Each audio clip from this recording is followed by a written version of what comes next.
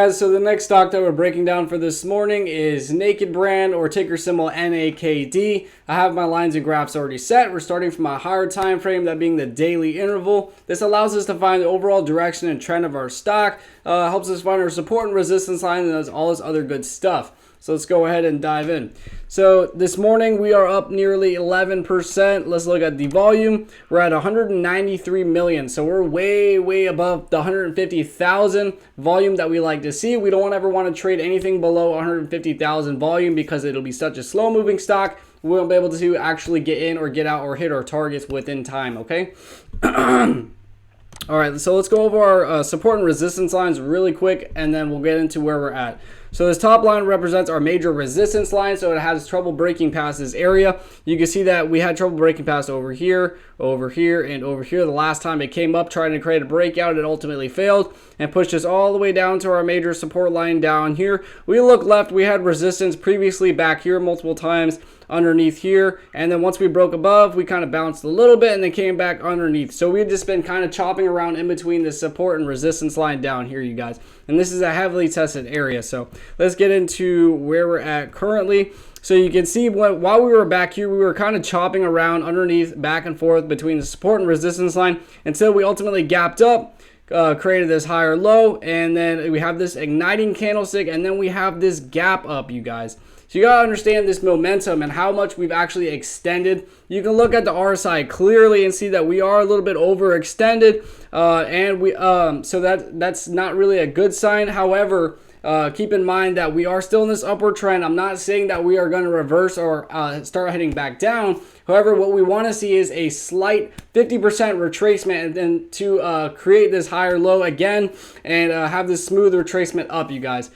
So if you're going to be getting in, if we can pull back down to the 82-cent area, that could be a great buying opportunity. Have your stop loss, like I said, back down underneath our support line, that being at the, you can have it at the 54-cent, or you can have a tight stop loss at the 57-cent stop loss.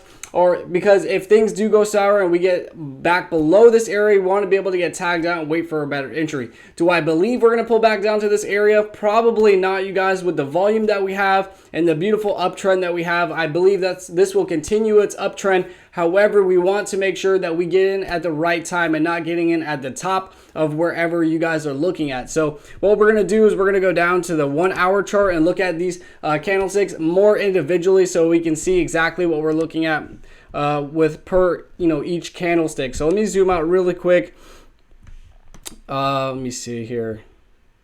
All right, so we're kind of just in this open area. There's nothing really to the left. It's just pure void, you guys. So more than likely, like I said, if you were to get in, if you're going to core trade this, you could get in right now and it not really be an issue because you're going to be planning on holding long term. So like I said, if you have a mental stop loss, at least underneath our major support line back down here at the 56 or 57 cent area, there's not really an issue with getting in right now. However, this is more applying to the swing traders and day traders. If you are going to get in, like I said, you want to be able to get in at the best opportunity, right? You want the max gains. You don't want to get in at the top. So what I'm implying is that we need to wait for a little bit of a pullback. So there's nothing wrong with that. I'm trying to explain to you guys, there's nothing wrong with a minor pullback. Now, if we start gapping back down or pulling back heavily, more than a 50% retracement, then we have to keep an eye on that and really see what's going on. But as of right now, like I was explaining, I don't think that's going to happen. But more than likely, we'll have a 50% retracement because we are overextended. I mean,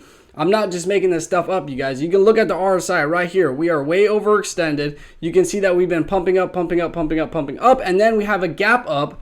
Okay, so the best ideal area, what I've been trying to explain to you guys, could be anywhere between the 73-cent area or even the 81-cent area. Any of those areas would be a great ideal entry. Have your stop loss underneath the, like I said, the major support line at the 56 or 57-cent area. You can apply your own money management skills and apply whatever stop loss you want, but the best ideal one I can say is back underneath the support line, okay? So like I said, getting in right now will not be an issue if you are a long-term investor or a core trader. It wouldn't really make a difference of where you get in because you're going to be holding a long-term. But if you're day trading or swing trading, like I said, you want the best opportunity, okay? And it's not going to be at 10% up. All right, so let's go back to on the daily and find our first target, you guys.